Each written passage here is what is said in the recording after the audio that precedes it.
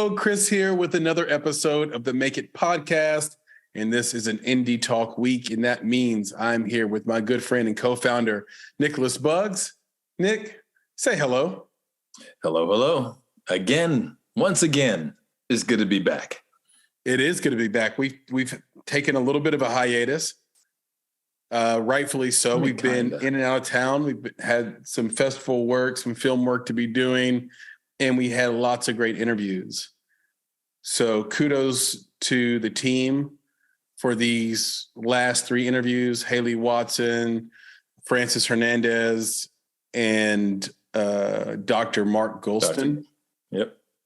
I also thought the Industry Insight released on Tuesday was a 5-star industry insight about Naomi Osaka and LeBron James's sort of branding and marketing flub.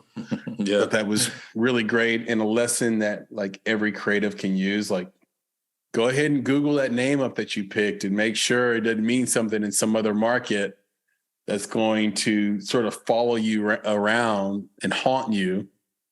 Since we're in October, haunt you for the remainder of your career. But look, man, we have a lot to get to because it's been a while and there's a lot of stuff going on. And I just want to jump in right away. Dahmer. Yeah, let's do it. Dahmer. Dahmer is the most watched show on Netflix right now. It is the second most watched series of all time. Yep, on Netflix. And me and you have decided not to watch it for different reasons. Mm-hmm. I want you to expound upon your reason, and I'll just briefly tell you mine because mine's a lot more simple than yours. Oh, you knocked yours out first. I'm just not. Yeah, I'm going first. I'm just not interested. Yeah. I'm like simply was interested in it. I learned about Jeffrey Dahmer in. I actually learned outside of like just passive news stories growing up. I learned about him in a class I took in college on criminal psychology. It was one of my favorite classes I took of all classes I took in college. Okay. And to take the class on it and learn about the mind of a serial killer and some of the things that they were doing in detail, you don't need a round two and you don't need it dramatized for you. So I never was clamoring for it. I wasn't clamoring for the John Wayne Gacy one. Right. I actually find him a little bit fascinating. It's also the name of a fantastic Sufjan Stevens song, which I love. But once you learn about it in sort of a criminal way, the way a detective or an officer would look at it, which I did in that class, you don't have like a fictional need to see what they did. So that's my reason. Okay, so mine is similar, but mine is more human, right? This guy murdered 17 people, and what he did to their bodies is just disgusting. Yeah. Right. So when you put that level of, death, mutilation, depravity on a screen, now other people are consuming this. And how are they consuming it? Are they excited to see this? That's gross. It's just like, what is it that this is real? Like, this isn't fantasy. Right? It's just a dramatization of something that had actually occurred. And like you said, like if you read any of this stuff before, maybe that's the deal. Maybe the people are going into this having no clue and like, I've heard of this guy Dahmer, right? So let's watch this to find out because people don't read, right? So I've read it just like you did and was just disturbed and disgusted by all of it. And I just think it's like, I don't want to see any of that. Now you add on top of that, the human side of this. Imagine being a relative or a friend of any of the people who were murdered by this guy and having that whole thing, or I'll say it this way, and then reliving that whole disgusting, torturous episode of your life in each episode of this series. You realize one of the sisters of one of the victims contacted Netflix and was like, this is disgusting, right? Like, you depicted me, right? Yeah. Without my permission. I see myself on the screen saying the words that I said. And I, as a family member, a sister of that person, have to relive that moment. And you didn't get my permission. Right? Can you imagine that? Playing that back for someone whose family member was drugged, right? So he drugged them, put them to sleep, and then strangled them to death. Yeah. And then did all the things to their bodies that he did to their bodies. Right. And, you know, it's just disgusting. So that's what, for me, I can't. I was on a plane. Somebody next to me was watching it. It's one of those things, man. It's like a train wreck. You know, you see the train wreck, you're like, huh? You know, and I was like, nope, don't do it, Nick. Like, don't even look at that screen. It's just disgusting. And, but anyway, that's where I stand on it. I just can't. As a human, I can't. Yeah. It reminds me of when Hulu put out the Mike Tyson biopic. And Tyson was like, no, this isn't me. Yep. And Apple, much years ago, sort of decrying the portrayal of Steve Jobs in the Aaron Sorkin biopic. Yeah. Which one is it? Creative license. The biopic or biopic? I think it's at this point. Ways. Exactly. I think this point is a preference. I say biopic just because I think biopic sounds stupid. Exactly. Right. It just rolls off the tongue, right? Versus biopic. It just like seems like you're trying to squish two words together, which ultimately it is. I never knew like which. Now here's what's crazy. We're coming up on Halloween. Imagine being a family member and then some kid is dressed up as Jeffrey Dahmer and wants candy. Which has happened. Right. That's what I'm telling Halloween you. Like, yet. I'm saying it could happen. No, I think it actually has happened. A kid has done that, like, because, you know, it's Halloween all month, right? So there's kids who go to school dressed up in their costumes. And I do believe that this has already happened, that a kid has gone to school or some event as Jeffrey Dahmer. But why not, right? Because Jeffrey Dahmer is the next Freddy Krueger to some of these people, right? Who don't really, again, I don't know, humanize this situation.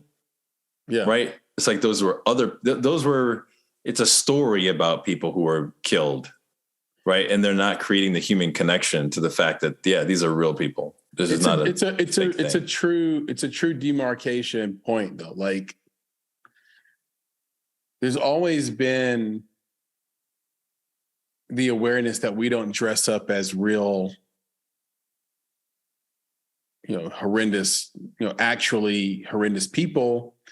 Or we don't really, we've always understood the difference between dressing up as Jason or Michael Myers and then dressing up like Ted Bundy. I don't know, man. I don't think anybody's dressed up as Ted Bundy before. I know. I hear you. But when you say we, I think I just mean like larger society.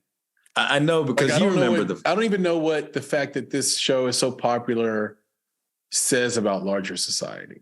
Oh, I think it says a lot, but I was just going to take it back. Like, what does it say? Remember these fools dressing up like KKK members? Yeah, but right? that's a person hiding. We don't know that that's Fred under there. You always find out it's Fred under there. We didn't know that was Fred. We didn't know that was Fred from The Office. You're right. But what I'm saying is, like, it's people have been doing that type of thing, right? Where it's like, come on, man, that's not okay. Like, there's none of that that's okay. But I don't know. I think it's going to happen. I think you're blurring the lines here. And I think that's what this show does. That's why I don't like it. But how does it blur the lines differently than any other? There's something that's just happened is what I'm saying. Is that, like, we've had shows about serial killers before. I'm not sure. I think they've been fictionalized. Like Son of Sam has been fictionalized before. We fictionalized the assassination of Malcolm X, of MLK. We fictionalized the assassination of JFK. I know there's going to be a George Floyd movie in the works. I know, probably but already in development. But we don't do that from the perspective of the killer, right? And I think a lot of those are definitely done in, even in a historical fashion, right? Learn about the life of before the person was killed, or like you said, there have been others. I mean, Dahmer is not the first depiction in this way. Like you said, Son of Sam, I think was. Yeah, I mean, it's not the first, Son of Sam is an example. Something changed with it. I don't know. Maybe not. I almost feel like I have to watch it so that I know, so that I understand what to avoid. Remember, it's different now because when Son of Sam came out, like you had to go rent that. Yeah. You know what I'm saying? Like you had to go rent it at Blockbuster or something. You had to go seek that content out. Now Dahmer is in, again, I don't know the numbers for Netflix at this point, but how many homes is that just showing up? And then Netflix is able to say, guess what the number one thing is, whether it is or not, right? They can put that on there and it's pushed to you. It is literally pushed into your box. And if they push it as a top 10, then most people are just going to click on it. Right? Oh, this is what people are watching. I should be watching it too. Let's watch this. It's unusual because there are a lot of it stands alone because there are a lot of graphic shows on TV, but like we talk about House of Dragons, for example, or House of the Dragon, great show. There's going to be some stuff you don't want to see in there, but because it happened in a place before time, right? and there's dragons in the show, I think we can sort of just enjoy it from an anthropological level and kind of separate it from reality. Yeah. Like we don't need it to be like it's not a representation of real life. Dahmer feels pretty close. No, it is close to real. It is real. They are actually depicting the stories. No, I mean, it feels close in our time. Yeah, it feels contemporary. And you know what I think it is? It could be how effective the cover art is and the key art is. Man, that's part of it. I think they do a good job in general. It is so compelling. It's Netflix. They stylize Dahmer. And Dahmer's being played by an actor that's on the rise too, has a big following with 25 and under. He's a sex symbol. Yeah, Netflix. You just put it as number one. Plays together. No, I think yes and right is the yes and. Yeah. And the and is that what you're talking about is like the general population. When we talk about general population, we talk about the consumer. Yeah. Right. And the consumer is easily swayed by the biggest players. So again, even if the cover art hadn't been great, all Netflix had to do was say it was the number one thing being watched. Yeah. And everybody would click on it. The thing that compels you is that it's probably very well done, right? The cinematography is probably on point. The acting is probably excellent. So you're drawn into this and you know who this person is. Right. So, at some point someone's going to die. Right. So they're going to stretch that out. Right. And you're going to be waiting for this incident. You're waiting for this thing to happen. And you're in this brain, this mind of this person. So anyway, I'm sure it's very well done. But yeah, it doesn't matter. The consumer will consume. Do you know Steven Pinker? You heard of Steven Pinker before? No. He's an author and I think he does philosophy as well. He's really well known. And one of the things he talks about repetitively is that we are in the most peaceful and safe time in human history.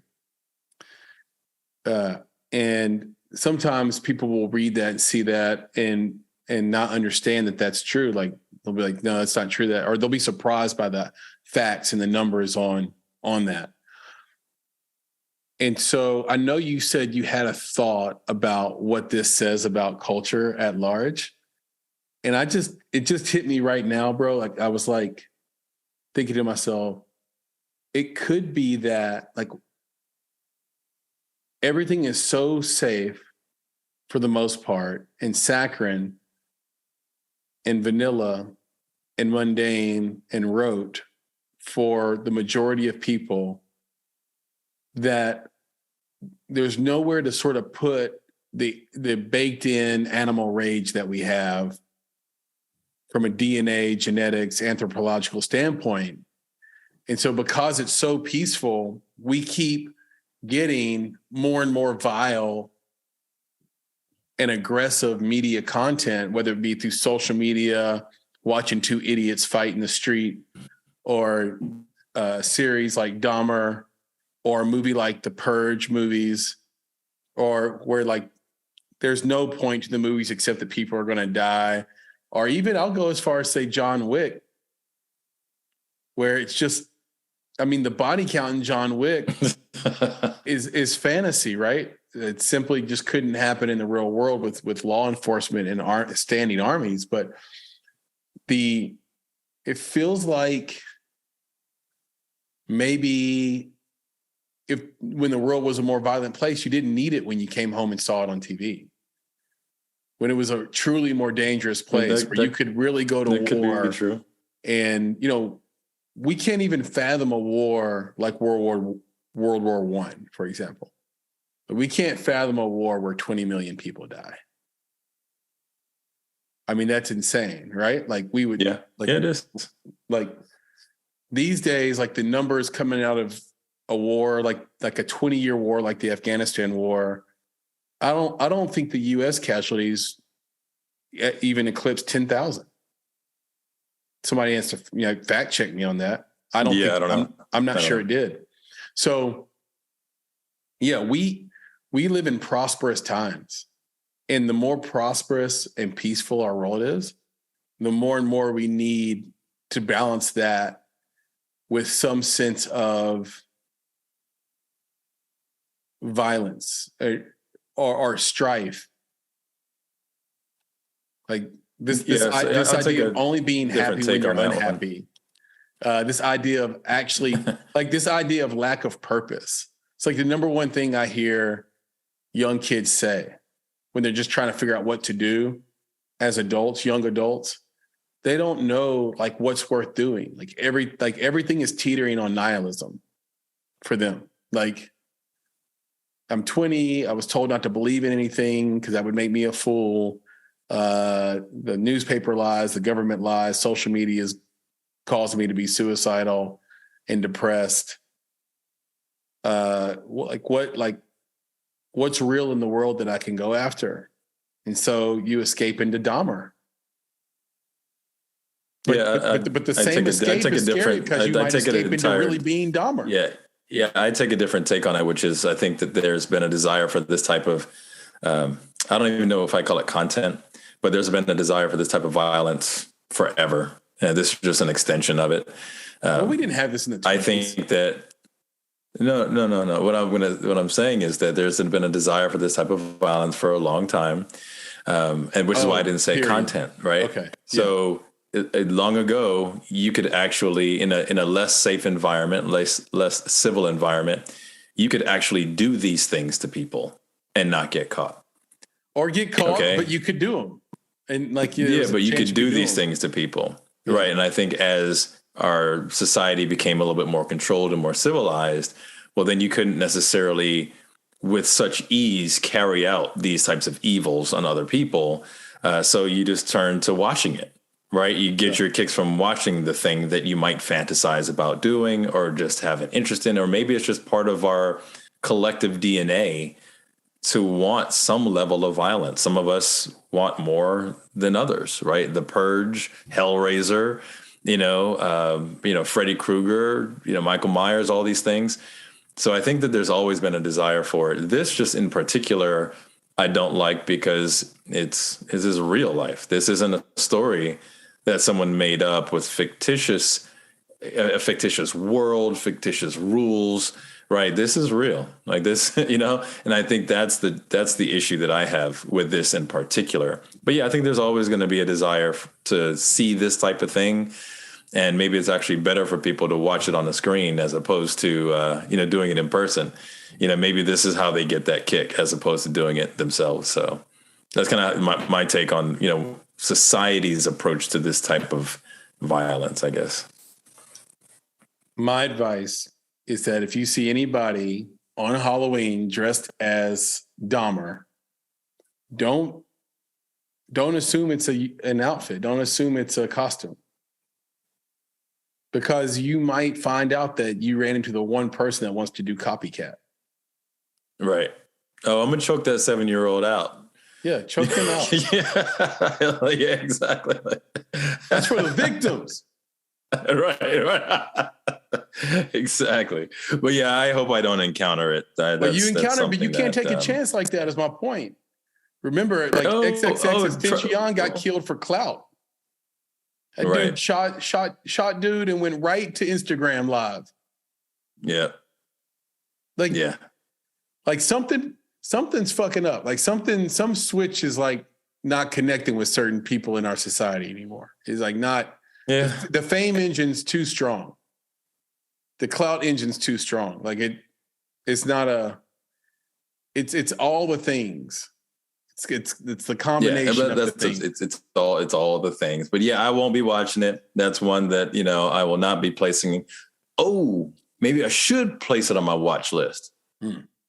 Right? Because the things you put on your watch list are the things you don't watch. Yeah. It'll sit there and die. It'll die on the vine. Yeah. It'll die on the vine. But then Netflix will send me all sorts of stuff like that, so I'm not going to do it. So, speaking of Halloween and Michael Myers,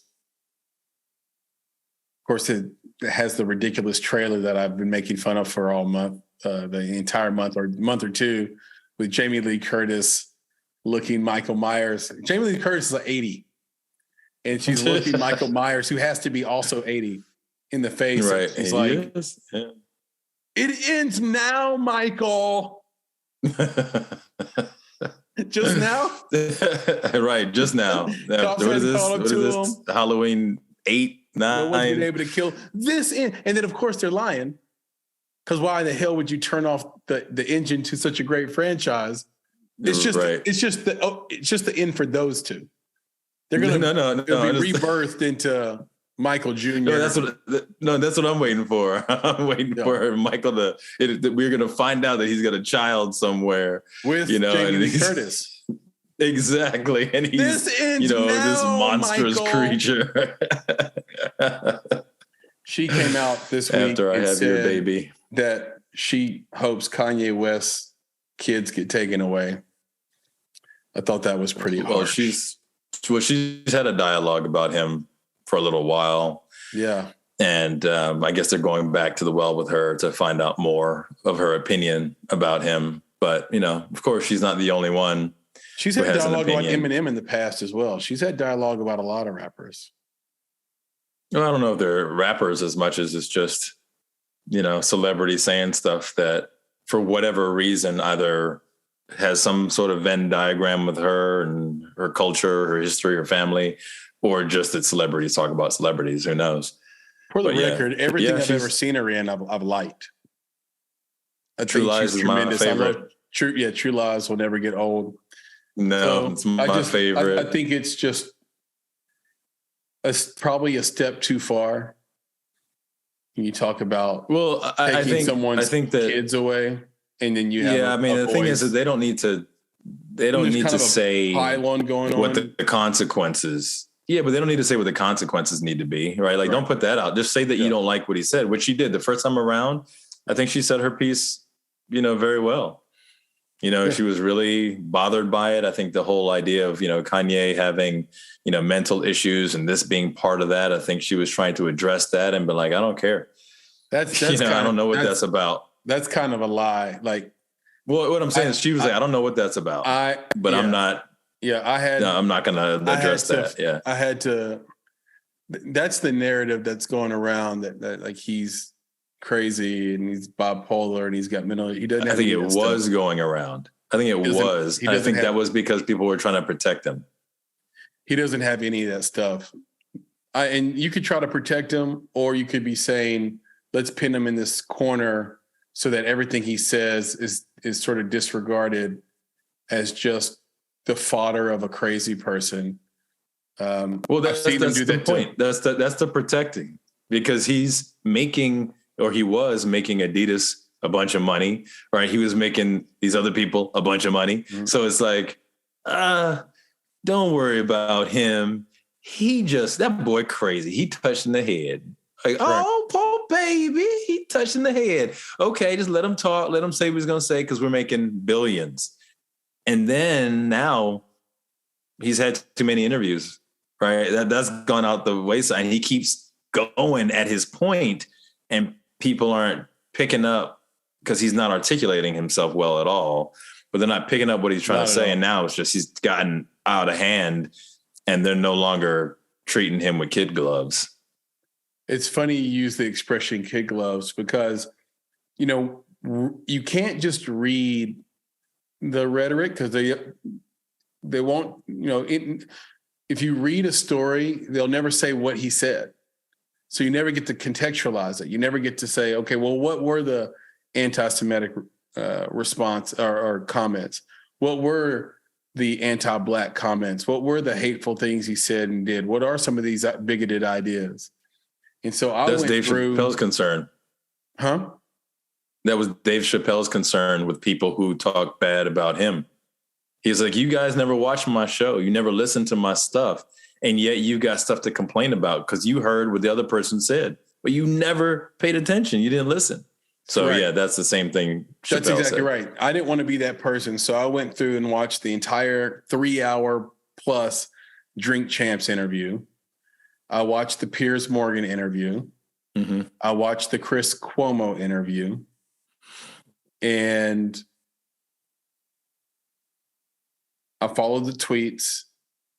And the only interview that I haven't seen is the Lex Friedman interview, which is kind of brand new, where he's trying to walk back some of this stuff. His PR team is getting the handle of this now. He's saying that he's intentionally was just trying to find a way to get out of his Adidas deal. And so all this it backfired on him, but he was doing it on purpose. And they're going to try to walk it back. Kanye's going to be in our life, but here's the deal. After watching all those interviews, you said kid gloves. I was watching the interviews and I realized he resembled my son when my son was 14 and in trouble, where nothing you say matters. You're talking out of both sides of your mouth and you don't realize it. You're pedantic. You're narcissistic. You're immature. And the difference is he's 45, and every once in a while he says something that is thought-provoking. Every once in a while he says something that is true. Every once in a while he says something that's really interesting and compelling. I think he said on the Drink Champs interview, every person has two, you get all your information from the two fathers, your father and God. I thought it was interesting. It's an interesting way to turn a phrase. Right. And he's talking about the power of information. That's something we've talked about on these indie talks for years, which is that the lie you get told is that education is power when actually information is power. Right. So it was an unusual thing to watch. I thought Chris Cuomo was super unprofessional in his interview and really made it combative and unproductive. But also, that was interesting. Kanye is such a narcissist, and that he wants you to kiss the ring at all times. There's a part of him that's true. It's like, you brought me on because I'm somebody that's going to bring you great ratings. And so he kind of over understands sort of what this transaction with media is. He's here to get them ratings and to be someone that they've never had before. Oh, I watched the Tucker Carlson interview as well. So that's 4. I watched 4. Tucker just let him talk. Drink Champs just sounded like people talking shit, getting drunk. And I think it's interesting that there are people like holding him to hard account when you watched him have 8 to 9 drinks. Like, they're all drunk. Yeah. And But some point, the thing is, these dudes are just drunk talking at this point. I know. I almost turned it off because they're it, just drunk talking. Yeah, but in you can look at between. it differently and be like, basically alcohol loosens the tongue, right? Basically, it just, because before, when you're not It's not an drinking, there's excuse, things you want to but you're say, not but getting that you might clarity. not want to say. Yeah. Well, that's what I'm saying. But what I'm saying is that now they're like, oh, right, when he's loose lipped, here are the things. This is what he really thinks. This is what he really means. This is what he's really trying to say. So, and he's a celebrity. Like, you can't be out in public saying stuff and not have people scrutinize it or he try to said take from you the to beginning account. that the Jewish community will not accept is that he is a Jew.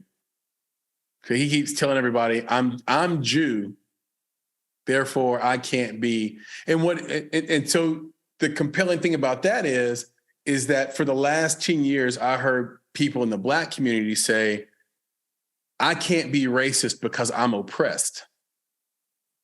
I never believed that. But Black people across the board agree with that. Like, no, I can't be racist against white people because white people oppress me.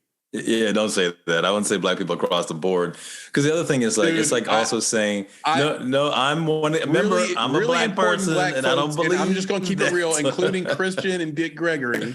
I'm just going to keep it real, including those people said that Black people are incapable of being racist because they're oppressed. I'm just telling you what it is. That's the truth. You're telling me what you've heard some people. That's not Black people across the board. Is what I'm leadership saying. in the Black community that drives the opinion of non-leaders in the Black community said a thing that people agree with for about a decade. Right. So what I'm saying trying is to use that I don't agree. Hold on. Kanye's trying to use that in reverse. They're not really taking that. But all that aside, here's the point I was making. When you watch them, you really just see a teenage child melting down in the principal's office.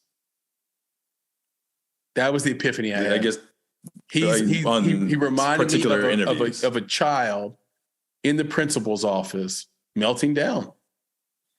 He won't. Yeah, I think so. Like, you could say something really plain to him and say, "Don't you agree with that? Didn't you just say that?" And he'll be like, he won't admit to it, like a kid. Like the bad kid in school. He has his own way. He has his own way of saying things. And he often, some of the stuff he's just said is, like you said, is ridiculous. I can't be this because I'm this. That's not how you make an argument. So some of that's just bad. I think some of it is he just picked the wrong fight. Right. And the fight that he intended to have was about whatever this mafia is that's controlling things, that's keeping people down. Okay. That's the fight, is that there's a concerted effort to maintain control, and that control has negative outcomes for a variety of people. Right. That's ultimately what he was attacking, but he chose the wrong thing. He chose to add Jew to it. Yeah. Like why is that important to this conversation? Why qualify it like that? And then say all the Jewish, exactly. So Jewish what if they're people. Exactly. He added that. Right. Like, that's what he did. That's what he did wrong. Period. We were with him because he went on his any contract tirade a while back, and he didn't say Jewish people, and we were with him. Right. And a bunch of people could have been with him here, just like, when the whole Me Too movement. Imagine, right? All of these studio executives, some of them may have been Jewish, but imagine if we as a collective tried to, or not even we as a collective, imagine if some people in that movement said, these Jewish men in power, right? These Jewish executives are attacking people, right? And making women feel uncomfortable. How far do you think that Me Too movement would have gone? Like, it wouldn't have. Right. Right. You're not attacking these male executives. You're attacking Jews. That's basically what Kanye did. And he won't back off of it because he believes that them being Jews is somehow tied to their ability to control things. He won't separate those two things. And then that's put him in the position that he's in right now. And he's put everyone else in that position. Adidas didn't want to drop him, bro. They're losing tons of money. They dropped him only after his comment on Street Champs where he said, Adidas can't drop me even if I say anti-Semitic. Yeah, that's right. come on, man. Like you can't. Like, why would you fumble the bag like that? Exactly. So that's the thing. It's like they didn't want to Unless do it. They maybe he didn't really want wanted to. to This be out is, of the deal. I know, but this is costly, right? So, Yeah. so anyway, what I'm saying is that's his whole deal. Like if he hadn't done it, then there might have been, there might have been a Me Too, for the record industry, for other industries. Like, hey, let's take a look at this. What do you mean, Kanye? What kind of things are you talking about? Yeah. Like for me, if he had the right conversation, maybe people would talk about the fact that record executives are taking out life insurance policies on rappers. Yeah. Right. So when you hear about these young rappers getting killed in the streets, you're like, man, this is terrible. Well, you also find out that someone's profiting off of their deaths. Yeah. How is that even possible? Yeah. Right. Are the families of these people getting this money? No, they're not the ones with the policy. Right. Or what about the fact that these record labels own these people's names? Right. I'm sure that's why a number of them keep changing their names. Right. Well, I'm this today, I'm this tomorrow, because you own my name and I can't make any moves. Right. I can't make any moves because you own my name. Right. So there are certain practices that should probably be brought out and, burned down. But you can't do that if you, attack someone's race, creed, religion, or even necessarily country of origin. It's just that's a non-starter. Yeah. He's admitted that he had a lack of sophistication with his messaging. And to your point about contracts, I think Adidas came out when they wrote the letter, sort of the open letter saying they were cutting ties with Ye, that they owned the license to the designs and future colorways and this. And I was like, how does that work? Well, they're probably the ones who created it, to be honest. And they put his name on the thing that they created. They're just leveraging his name potentially. Yeah, we'll have to find out because, he's not a designer himself. He doesn't cut fabric, he doesn't do drawings. So I wonder what his role is in that, or was this simply like a Trump deal where Trump gets paid X percentage to put his name on a building? Yeah, I think he probably had his name and he probably got to pick some of the designs. They probably came to him with 50 designs and he picked 2. Right. Yeah. Because it's on his name. He probably had some level of license to make choices. Yeah. But they're the ones who are manufacturing these things. They're the ones who are creating even new textiles, right, that might be unique to just his brand. Adidas owns all that kind of stuff. But it does need to be addressed. Contract work and contract norms in the creative realm needs to be discussed. I mean, from this shoe deal, right, to record deals where they own your name, your likeness, all your publishing, they give you advances so you're in debt. And, I know that from being in the music business before I was in the film business. Some of the predatory contracts that are just normal, like it's a normal contract to only get 10 cents or 1 cent, in some cases on a dollar of every dollar you make. And that goes out to a bunch of other people. And it's not like there's a bunch of labels to go to. Like there's 3 labels on the planet. There you go. Right. So the corner of the market. So in music, you're stuck. And in film, we've talked about these film contracts that are, especially for independent creatives, incredibly one-sided. We have been one of the few podcasts that are willing to get into the weeds on a contract with our listeners and say, and few individuals that are willing to say, look, their business model is not aligned with your goals. That's right. That bears repeating. Your goal is to get a bunch of views on your movie and make money through the viewership of your film. And if you have an aggregation deal, a services deal through a distributor where they're shotgunning your movie out to streamers, their goal and their model is to manage as many films as possible. They're in the business of acquiring IP rights across a large swath of films. And how each one individually does is not the point. The split is 75-25. You get 75%, they get 25% in perpetuity, or as long as the contract lasts. The contract can last between 15 and 20 years, oftentimes, with no minimum guarantee.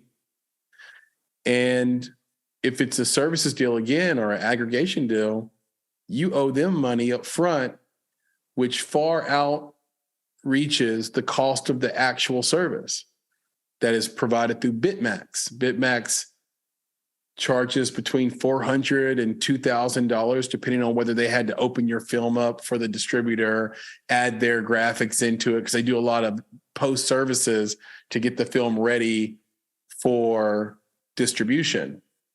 But those expenses trickle right on back down to the filmmaker. And oftentimes they owe between $4,000 and $8,000 before they can get cent one.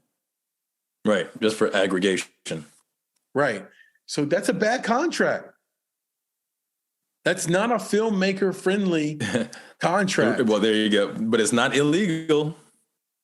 No. And all these business models were created in the 20s. The 1920s and 30s. This was Tin Pan Alley. This is the beginning of the film industry, when there were Nickelodeon theaters. And like these are really old, antiquated models designed to make one group really wealthy and be in the ownership class. And this is why these businesses, in my opinion, can be so sharky, because they always have been. So the sharkiness as a norm, for example. Mm-hmm. Right? Like what business values versus what the creative world values is really quite fascinating. I just watched the documentary last night, The Price of Everything. I highly recommend it. Highly recommend it. It's awesome. I'll make a note. If you love art, you'll love it. You're going to see some of the best works of art made by the best painters and sculptors in the world. I've all new respect for Jeff Koons after watching this documentary, but one of the fascinating things in the film is the world of collection and auction and sales of art, in that there comes a point where you actually don't write fresh checks and new money for any given work of art. So if I go out and I spend $200,000 on, let's say a Koons piece, and then it quadruples in value, and I want to get a Basquiat, instead of paying Sotheby's or Christie's $800,000 or $1 million for a Basquiat, I just trade my Koons and my other piece, and now I have the Basquiat. And I keep doing that over and over and over until I have a giant collection. And I only spent the original money. The original money, right. Yeah. I don't think people know that. And like I look for stuff like that. And even in the Kanye interviews, I was looking for like the little stuff that he was going to let slip that wasn't about the other bullshit he was talking about. and his demand to be called a billionaire, all this shit.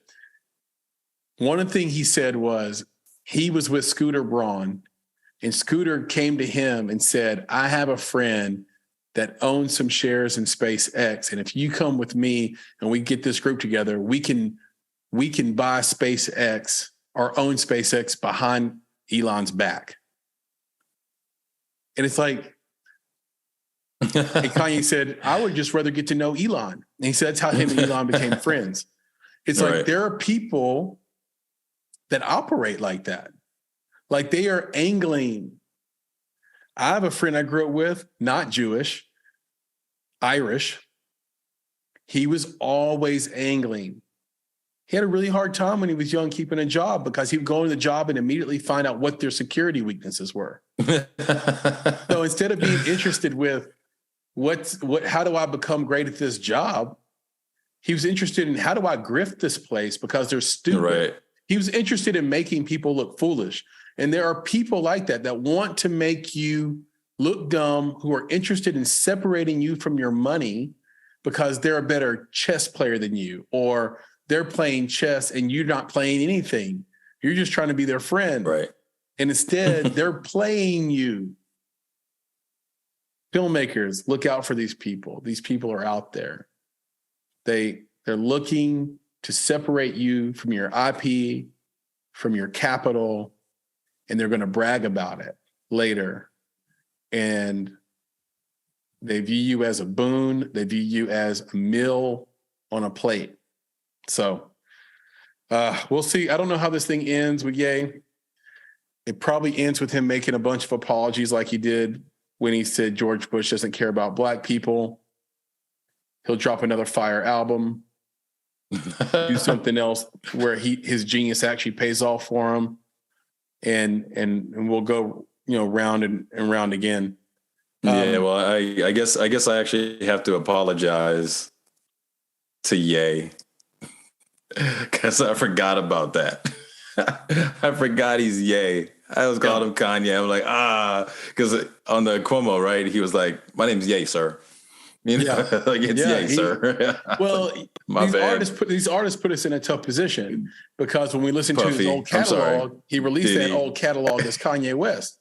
So when I went to go look up Cruel Summer today to listen to Cruel Summer, which is a fire album, you can't look up Ye and get that. You got to look up Kanye West because Kanye West dropped Cruel Summer. Exactly. Ye will drop something else. It's like, again, Diddy, Puffy, Puff Daddy, Diddy, Love, Master Flex, or whatever it was that he came out with. Or his name was Love or something like that at one point. Yeah. But anyway. Yeah, when Prince changed his name to a symbol, I'm sorry, and I don't know how it was across the board, but black people weren't saying all those words. What words? The artist formerly known as Prince. We weren't saying all that shit. Right. You're saying Prince. Prince. That's right. Now, if we were talking to somebody who didn't have Prince's best interest in mind, we'd say the artist formerly known as Prince. Get it right. Right. But for us, we just need to be able to talk to each other normal. That's Prince. Well, especially because Prince is like calling him like you knew him. That's just Michael, bro. It's like we saw Prince playing basketball, right? And then we call him Prince. He's Prince. That's Prince, bro. Yeah. That's Prince from the streets. He's Prince. Speaking of Michael, album I've been really enjoying is the 40th anniversary of Thriller, or that came out this year. Yeah, highly recommend. Great. It's just a nostalgic listen, man. It's awesome, and there's some extra tracks in there. It's cool. I would tell anybody to download the 40th anniversary of Thriller while it's still the 40th anniversary of Thriller, by the way. True. Black Adam, by the way. Yeah. The Rock. Love The Rock. Came out, they did 67 million. That's a lot of money in 1 week, but they wanted double. They wanted that Tom Cruise, Top Gun Maverick money. Top Gun money. And so you being our resident comic book movie nerd, is this because it's a DC movie, Nick, that it didn't do as well as it wanted to do? Or is it getting panned because it's a DC movie? What does DC do wrong that Marvel gets right? Maybe I should phrase it that way. I guess it depends. There's probably so many things, that, DC stories for a while have been, somewhat dry. I've watched a number of those, and you just don't get excited about these characters and their stories and how they put them together. And sometimes it's just a flat out mistake. It's like the whole Justice League thing. It's like, what is this? What's happening here? What are you doing? It was just bad. So bad. How, they had to redo it, Now, I will say that has happened in Marvel space as well. It just hasn't happened in a long time where, like the Incredible Hulk, right? That was a different person before. That was a different character. And they did such a bad job, they had to redo it. They're like, oh no, let's do this all over again because we messed up. But the DC characters, it just, and you can't go across the board because remember, Batman is a DC character, right? And Batman, the latest series has been doing very well. And then Joker is doing amazing. The latest one, was it good? The latest Batman. Joker movie or Batman, the one with James the latest Patterson. Batman was just it was just okay. You know, and actually it was a little bit more violent when it comes to the bad guy than you would normally see. So it went a little bit darker with that. So I don't know where they're going with that. Yeah, maybe Dahmer is I think the Joker's world's fault. There you go. Maybe. Maybe. But they build the thing. So one of the things about that the DC folks don't like about Marvel, so kind of flip it, is that I think I heard this. I can't remember who said it, but they basically said that the Marvel folks act like a bunch of college kids. Okay. Right. Like they do whatever they want. They've got these lives that nothing really matters. They literally just do whatever they want. There's no consequence. It's all fun and games and they're just fighting bad guys, but it's so fanciful and the worlds that they're building are so colorful and it's so exciting. And the villains that they create are colorful and exciting that it's easy to get pulled in and stay in those worlds. And they continue to grow. Every movie grows on the next one, the next one. And DC has been somewhat fragmented, right? There was the Batman movies, right? There's very few other, DC characters that get pulled into those lately. Then you have Superman, that's separate, right? So they had to bring it together and do Batman versus Superman, right? Whereas the Marvel things have been building and building and building, and you're building all these universes and building all these likable characters and the colors. I mean, think about it. If you watch a DC movie versus watching a Marvel movie, they're almost night and day with respect to the color schemes that they use in these things. So there's that. But it's with this one, with Black Adam, I'll give you a couple different thoughts that I have. Are you one is, watch it? Maybe not in the theater, it's if it comes out and my son wants to watch it, then we'll watch it. Now, if he wants to go, I'll take him, but I'm not running to see it. There's a couple of reasons. So the first one is, personally, I'm tired of seeing The Rock, right? Like he's everything. Yeah. You know what I'm saying? Like I'm he's good. Like I know, but the thing is he? He's just The Rock in every movie. So for me, it's like Kevin Hart. Right. Like Kevin Hart's just Kevin Hart in every movie. So if I really love Kevin Hart, then I would go see it, but I'm tired of it. So I'm not watching The Rock be everything. So the next thing is that the critics don't like this movie. Like, so people who critique film, right, who have an eye for certain aspects of film don't like this movie. The folks who like it are just the folks who like DC or they like The Rock, or they like just watching stuff get blown up. Right. Or people who like the idea of an anti-hero, right? Like that's the type of thing. So, when you talk about what they expected to make, I don't know where their expectations came from. If they want to make double, why did you want to make double? Budget. And why did you think you could make double? Right. So when you talk about Top Gun is everybody, man. I mean, Top Gun is every age group on the planet wants to go see Top Gun, and it's not about a comic, whatever. This is like, people in the military want to see this. People who saw the first Top Gun movie want to see this. They want to take their kids to go see it because it's meaningful. It's Tom Cruise. It's a totally different thing, right? I mean, The Rock is not doing these stunts, bro. Like, he's not flying. Freaking Tom Cruise is flying a jet, It's a feat of, humanity. So it's a bigger thing. Anyway, so all that. And I don't know. I saw the ads for Black Adam in Times Square. It looked bigger than life. Well, that's the point. That's what they're trying to do. And I think that's the goal of it, is like make it bigger than life. And The Rock has, all the money in the world to make it look bigger than life. I think he said he's been working on making this thing come to life for like 15 years, right? This is this isn't like it just popped up yesterday. He's been working on this character and potentially being this character for a very long time. So, we'll see how it does. I think it's getting good audience ratings from the people who like that type of stuff. It's getting bad critic ratings. Right. So we'll see where it goes from here. Like, will it win awards? Like, that's the big deal. Like, no, you can. Well, that's what I'm saying. You can blow it up all you want, but like, will it win anything? I'm already getting the awards season emails to review the screeners. Black Adam's not in that group. Oh yeah. I mean, I'm seeing the movies, and it's going to be, it's going to be a bunch of dramas, but there could be, there's room for films like that. Yeah, what I mean is like, what about the score? What about different aspects of cinematography or whatever, or visual effects? Yeah. That's what I'm saying. But what I'm saying is that they may not hit any of those notes. So that if they don't hit any of those notes and don't make the money that they wanted to make, even though it's going to make some money, what is the mark of success for that film? Yeah. I mean, maybe for The Rock, just making it was success if it took 15 years. And to put it in context, that's what I was thinking. It was the number one film in the box office. Yeah. And what if he gets to do another one? And what if he gets to fight Superman? It was, there was no movie close to it. So it could also be just a function of theaters, and that the theaters just aren't fully back yet. But if they're not fully back by this, let's say next summer, I think we got to really start looking at the long-term prospect of societal change based on the pandemic, because every place I've been for the last 3 months was absolutely packed. Traffic I think the theaters are packed. back.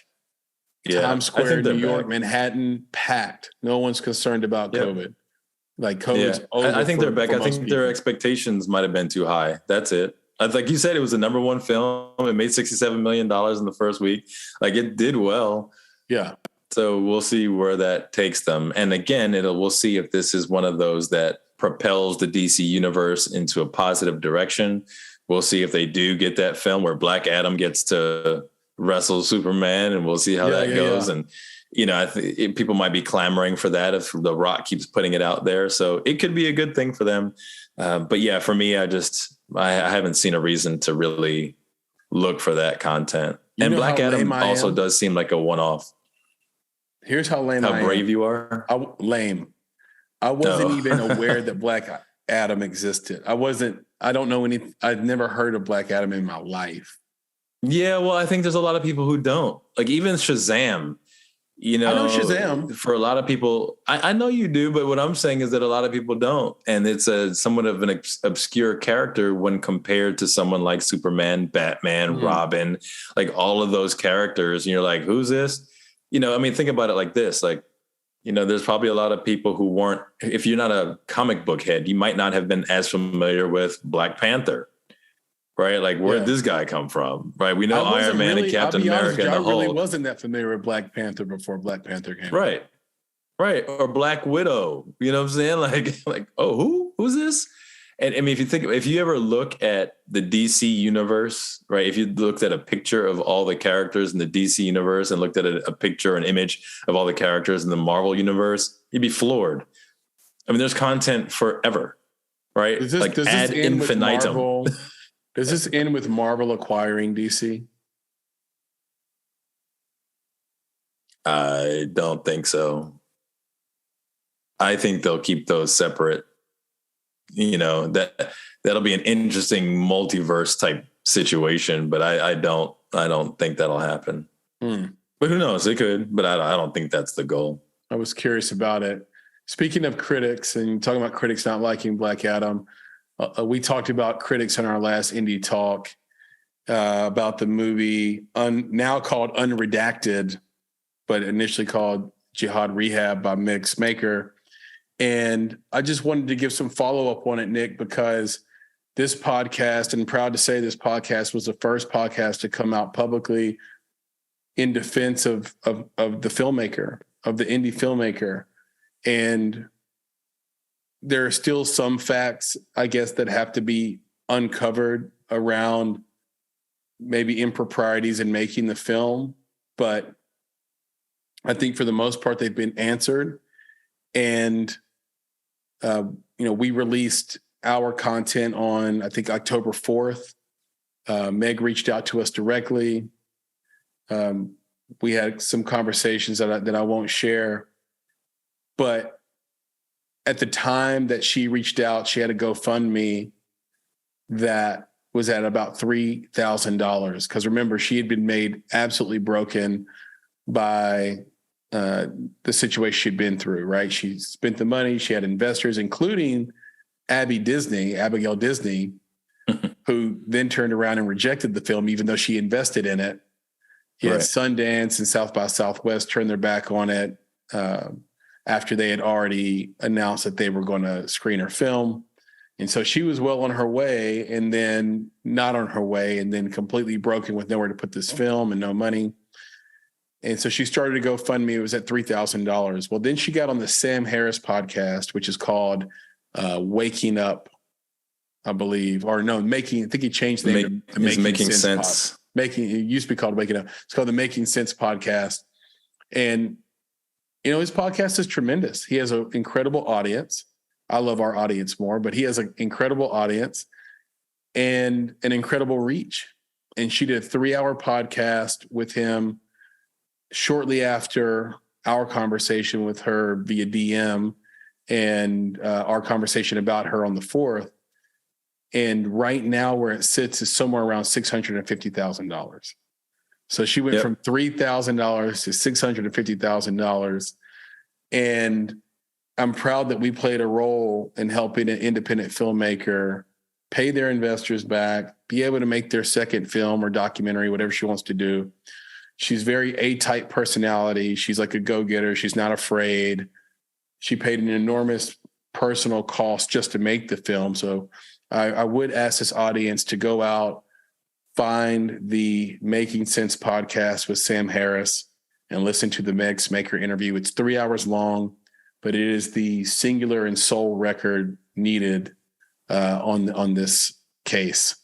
And I told Meg that, again, via DM directly, like, you don't need any other interviews. Like, this is the ultimate interview to make your point and your case into the market. So just wanted to update this audience on that.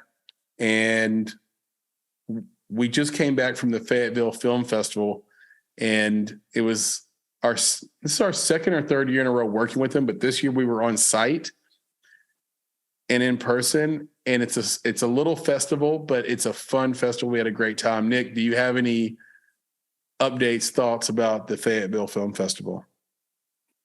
Yeah, I'll just offer that. Like you said, it's been a couple of years kind of working with them, doing various things. We've been judges, of the narrative shorts, the narrative features, the emerging filmmaker category as well. This year we had the benefit of being there with them in person, which was awesome. I'd never been to Arkansas, so it was nice to go to a state I've never been to, and also, hang out with the folks that we've been talking to for so many years now. And, we also gave the pitch workshop, which, not, a tip in the hat to myself or to ourselves or anything, but I think it went very well. Mm-hmm. And it was very well received. And, this year they had, not from our words, right, but from the words of one of the major sponsors of the festival and the pitch prize, they said these were some of the best, if not the best, pitches that they've ever heard. And, many of the folks there did tell us that they believed that it was, because of the support that we had given them. So we were happy and grateful to have had that opportunity and to actually have an impact on the festival, right? That's, with one of our or many of our principles, it's be better, be creative, be engaged, right? And if we can create opportunities for people to improve by being engaged with them where they are, then we're going to take those opportunities and make the most of it. So it was awesome to see that the Pitch Fest, the Pitch Prize was actually for a single individual, right? One winner.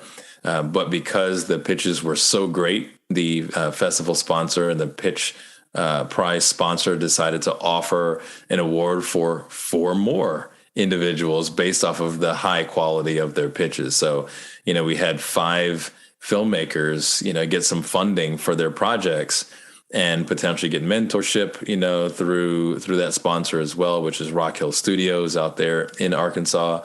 And it was just an amazing experience on that side. All the people that we met there were just so open and welcoming. We got to actually do Fayetteville, which is pretty awesome. So we did the festival, but we also got to hang out, in some of the restaurants and bars there. We got to see some very cool things that they do in that, relatively small town. But it was like, going down there is like a warm hug, man. Everybody just opens their arms and they embrace you. They bring you in. So, we hope that there's going to be an opportunity for us to come back next year, but also to help them to continue to build, expand upon that festival, from between now and then. So it was just an amazing experience. Yeah, I completely agree. Kudos to Russell. Kudos to Cassie and Alex. Kudos to Blake Elders with Rock Hill Studios and everybody down there. It was an awesome time, and can't wait to work with you folks again. And for the second year straight, we've seen some incredible films that both came out of Arkansas and were submitted to your festival. So the month of October and a little bit of September and August too with Whistleblower, we've just been festival. We've seen a lot of movies. I'll put it this way. I think I've probably seen like on order of about 90 movies. Yep. In 3 months. I can't. Right. It's almost overload. It's like pouring like a beer into a mug and then like the head of the beer just like goes over the top because you're just still pouring. Right. And my brain is the frosted mug or whatever. Like there's just like it's too much content. I'll have to like find some time over the holiday season to just sort of like decompress and reflect on what I watched and what it all meant and that good stuff. So yeah, kudos to them. And speaking of this coming season, we might change a little bit around how we release our content. I think we're going to try some new things. So keep your ear to the ground on that. The main purpose. Keep your ear to the podcast. What's that? Yeah, keep your ear to the podcast. Keep your ear to the podcast. That's right. Yeah, keep your ear to the podcast. And we're trying to make it easier for you to do that, right? Like we don't want to let out so much content so often that you can't keep up with it. And so we're thinking about different strategies, different sort of off-rhythm ways to provide content that you can consume over time, because a lot of our interviews are, if not all of them, are evergreen. And then our indie talks tend to be topical. So, how can we mix in the topical more often while giving you the long form content that you can learn from, get tools, tactics from other creatives from, and then, still give you time within a given month or a week to consume that. So keep your ear to the ground on that. But Nick, I think we hit it. We understand you can't tell Kanye nothing. He said that to us a long time ago. No, you can't tell me nothing. Yay. Yay. Yeah, can't tell you yay anything. Stay away from people dressed as Dahmer folks for Halloween. You don't know if they're copycatting. Yep. I think we covered the damn things. Whoever watches Black Adam, please hit me up on Twitter. Let me know if the critics are right, what you think, and to Meg Smaker, keep fighting the good fight. If you want to reach out to us, I just mentioned Twitter, of course, but I guess the first line of defense is our official, or the first line of offense for you. If you want to get in touch with us, let us know what you think about Black Adam. Are the critics right? Or anything we talked about today. The first line of offense would be our official socials, which is _ Bonsai Creative. Do people know what an underscore is, Nick? Yeah, because it hasn't changed names like the hashtag did. Yeah. Right. Like, do they think that we mean, do you think people mean that they should be typing the word underscore? No, I think we're good there. Underscore is that little line that's like below the letters. So anyway, _ Bonsai Creative on Instagram and on Twitter. You can search for us at Bonsai Creative on Facebook, TikTok, LinkedIn. We'll come right up. You can reach out to Nick directly at nick@bonsai.film. That's his email address. And you can reach out to me on Twitter at @flamingyourheart, or you can just search for Christopher. I think it's Topher. I think they add the Topher at the end. Then you search for Chris Barkley, you get a bunch of people. But if you search for Christopher Barkley, I come right up. So that, or you can go with my handle, which is Flame in Your Heart. Your is spelled UR.